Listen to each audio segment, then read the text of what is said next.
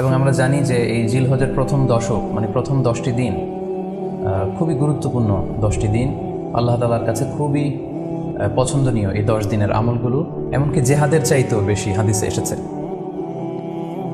এবং কালামুল্লাহ মাজিদে আল কোরআন আল কারিমে আল্লাহ তাআলা এই জিলহজের প্রথম 10 দিনের শপথ করেছেন। এই 10 দিনের এবাদত আল্লাহ তাআলার কাছে এত বেশি পছন্দনীয় হওয়ার কারণ হচ্ছে এই 10 দিনে আল্লাহ তাআলা উম্মাহাতুল ইবাদাত অর্থাৎ যত মৌলিক ইবাদত আছে সবগুলো মৌলিক ইবাদতের একটা সমন্বয় করেছেন জিলহজ মাসের এই প্রথম 10 দিনে, যেটা বছরের অন্য কোনো সময় কিন্তু পাওয়া যায় না।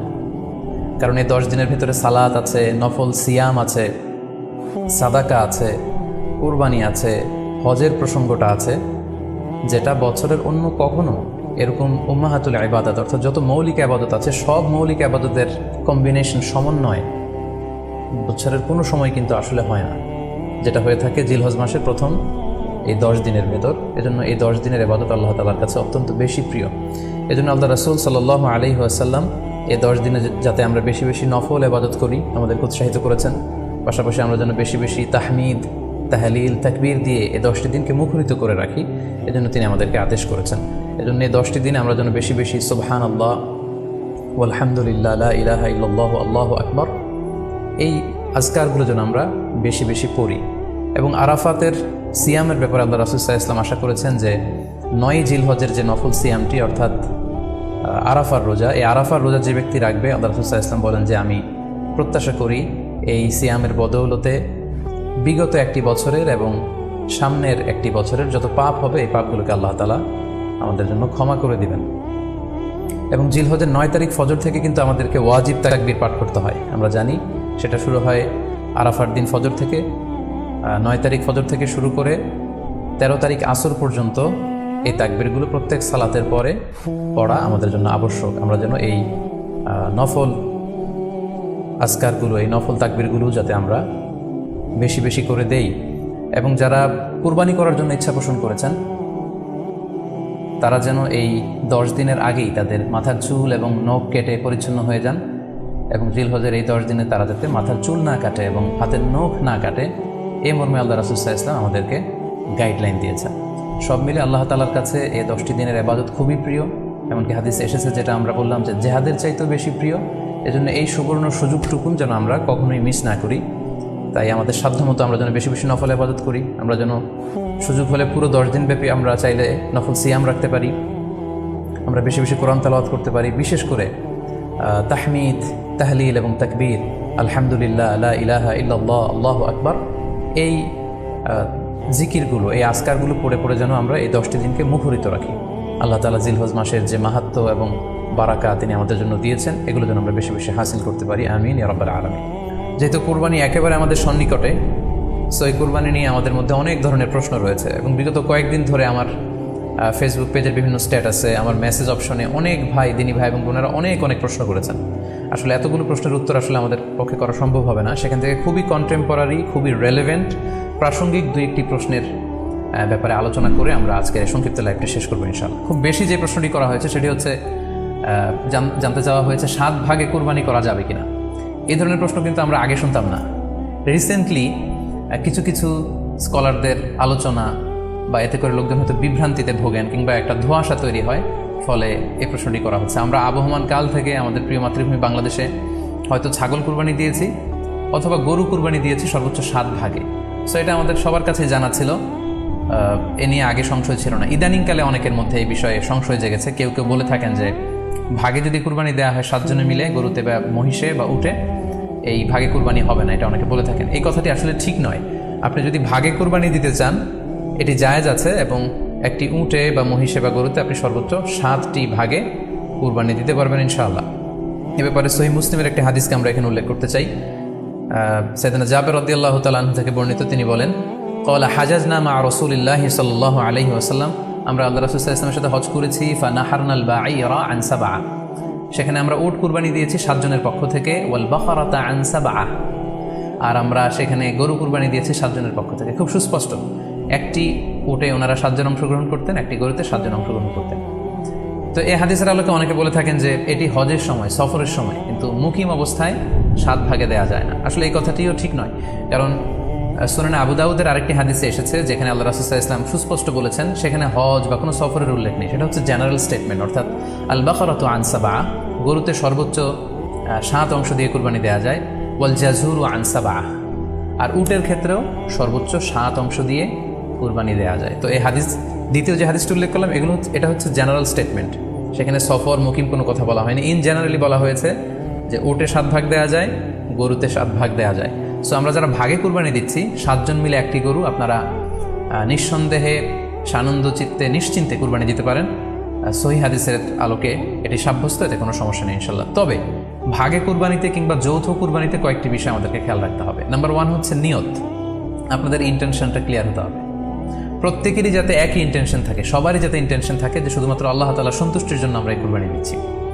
এখানে কয়েকজনের যদি ইন্টেনশন থাকে যে আল্লাহ সন্তুষ্ট, অন্যজনের যদি নিয়তে ঝামেলা থাকে, তাহলে কিন্তু কুরবানিটা প্রশ্নবিদ্ধ হয়ে যাচ্ছে। কারণ ইন্নামাল আমালু বিন্নিয়াত, ইয়ানি ইন্নামা সাওয়াবুল আমালি বিন্নিয়াত, সমস্ত কাজের প্রতিদান দেয়া হবে আপনার ইন্টেনশন বা নিয়তের উপর ভিত্তি করে। সো এজন্য যারা খুব বেশি মুখলেস, খুব বেশি মুত্তাকি, তারা অনেক সময় যৌথ কুরবানি দিতে চান না। তো সামর্থ্য না থাকলে ছোট একটা ছাগল দিয়ে তারা একাকি কুরবানি দিতে চান। এটা safe, he want to be in the safer side. কারণ যৌথ কুরবানি দিতে দিতে যে কার মনে কি চিন্তা, কার মনে কি নিয়ত, আমরা কিন্তু কিছু জানি না। সো যদি যৌথ কুরবানি দেন, কুরবানির আগে সবাইকে এটা কনসার্ন করে দেওয়া, রিমাইন্ডার দেওয়া যে ভাই আমাদের কুরবানিটা হবে শুধুমাত্র কেবলমাত্র আল্লাহ তাআলার সন্তুষ্টির জন্য, অন্য কোনো নিয়ত যেন না থাকে, তাহলে কিন্তু আমাদের কুরবানি বরবাদ হয়ে যাবে। এটা হচ্ছে প্রথম কনসার্ন। 2 নম্বর কনসার্ন হচ্ছে হালাল উপার্জন দিয়ে কুরবানি হতে হবে। যৌথ কুরবানিতে কেউ কেউ যদি এমন থাকে যাদের উপার্জন হালাল না, সেই কুরবানি কিন্তু আল্লাহ তাআলার দরবারে কবুল হবে না। সো এটা খুব গুরুত্বপূর্ণ একটা বিষয়। আরেকটা হচ্ছে লৌকিকতা। লৌকিকতা যদি থাকে তাহলেও কুরবানি কবুল হবে না। যৌথ কুরবানিতে কারো যদি এটা থাকে যে আমার গরুটা সবচেয়ে বড়, আমাদের গরুটা এলাকার সবচেয়ে বড় গরু, এবং সবাইকে বলে বেড়াচ্ছে যে এইবারের গরুটা সবচেয়ে বড় হয়েছে, আমার চেয়ে বড় গরু কেউ দিতে পারে না এই এলাকায়। তো এই জাতীয় যদি লৌকিকতা প্রবণতা কারোর মধ্যে থাকে, তাহলেও কিন্তু তার কুরবানি কবুল হবে না। সো যৌথ কুরবানি যদি আপনারা দিতে চান, এই বিষয়গুলো আমাদেরকে খেয়াল রাখতে হবে। আরও একটি প্রশ্ন খুব বেশি আমাদের কাছে জানতে চাওয়া হয়েছে, সেটা হচ্ছে কুরবানির সাথে আকিকা দেওয়া যাবে কিনা। খুব বেশি আলোচনা হচ্ছে এই প্রসঙ্গটা যে কুরবানির সাথে আকিকা দিয়ে দেওয়া যাবে কিনা।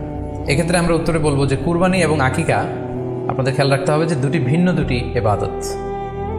প্রথম কথা হচ্ছে ইবাদত ভিন্ন দুটি ইবাদত। কারণ কুরবানি এটা বছরের একটা নির্ধারিত সময়, জিলহজের 10 তারিখে, এবং তারপরে আরও 2 দিন বা 3 দিন, এই সময়গুলোতে আপনি কুরবানি করতে পারবেন। তাহলে এটা হজের মৌসুমে জিলহজ মাসে করতে হয় কুরবানি। কিন্তু আকিকা কিন্তু এরকম না, আকিকাটা যে কোনো মাসে হতে পারে।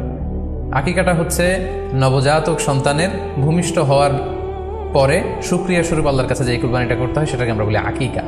হাদিসে এসেছে আকিকা। তো সেটা হচ্ছে সন্তান কখন ভূমিষ্ঠ হলো সেটার উপর নির্ভর করে।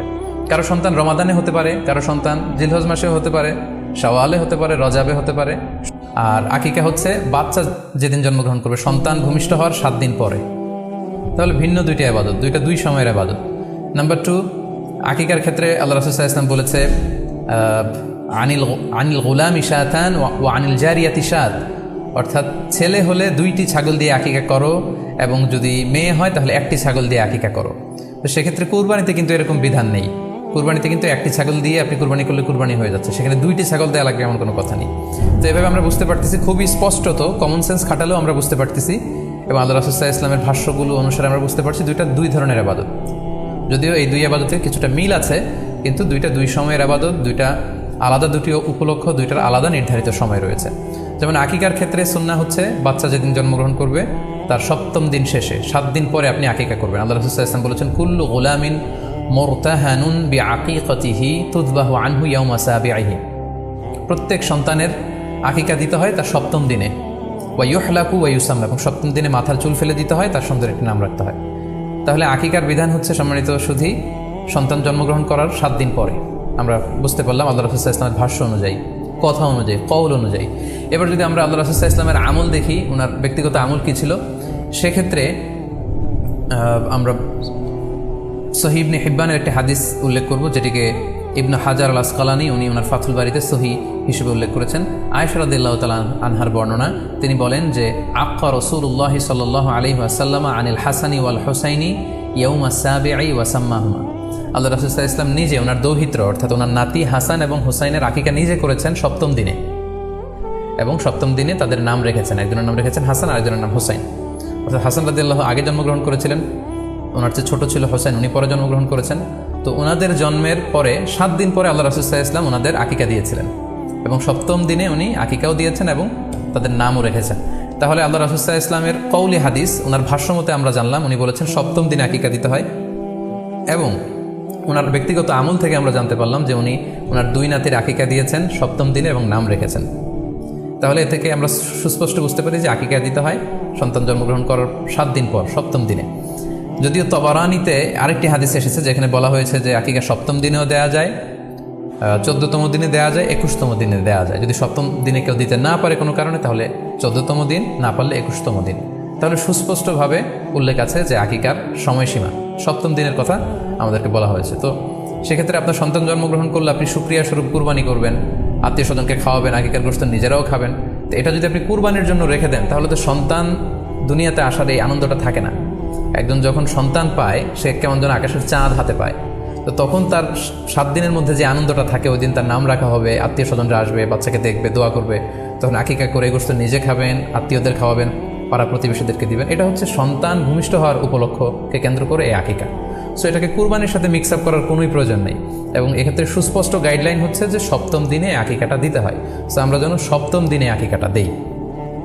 তবে হ্যাঁ, এখন প্রশ্ন হচ্ছে সপ্তম দিনে কেউ দিতে পারেননি, 14তম দিনেও দিতে পারেননি, 21তম দিনেও দিতে পারেননি, হাতে টাকা ছিল না, সামহাও কোনো কারণে মিস করেছেন, তখন আপনি যখন সুযোগ হয় তখন করে দেন। ওই প্রেক্ষাপটে আপনি যদি কুরবানির সময়ও আকিকা দিয়ে দিতে চান, এটা আদায় হয়ে যাবে ইনশাল্লাহ। আশা করা যায় আদায় হয়ে যাবে এবং এটা জায়েজ আছে। তবে এটা সুন্নাহ নয়। সুন্নাহ হচ্ছে সপ্তম দিনে আকিকা দেওয়া। পাশাপাশি গরু দিয়ে, মহিষ দিয়ে, উট দিয়ে আকিকা দেওয়াও কিন্তু সুন্নাহ নয়। আকিকা দেওয়া সুন্নাহ হচ্ছে ছাগল দিয়ে। হ্যাঁ, গরুর 7 ভাগে 1টি ভাগ কুরবানির সাথে যদি আপনি আকিকা দিতে চান, আকিকা আদায় হয়ে যাবে, এটা জায়েজ আছে, কিন্তু এটা সুন্নাহ নয়। সুন্নাহসম্মত হচ্ছে আকিকা